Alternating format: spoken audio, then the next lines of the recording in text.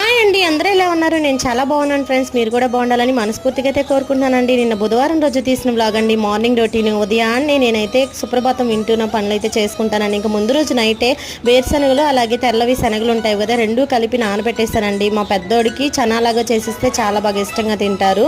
ఇంకా ఇక్కడ ఇల్లంతా తుడుచుకున్న తర్వాత గుమ్మం ముందు ముగ్గులు కూడా పెట్టుకున్నానండి. నాకైతే ముగ్గులు పెద్దగా రావండి, చిన్న చిన్న చుక్కల ముగ్గులు వచ్చు. ఇంకా ఇలాంటి డిజైన్ ముగ్గులు అయితే వచ్చండి. తినగా చేదు కూడా తీయగా ఉంటుందని ముగ్గులు వేయంగా ముగ్గులు కూడా డిజైన్లు బాగానే వస్తున్నాయండి నా వరకైతే.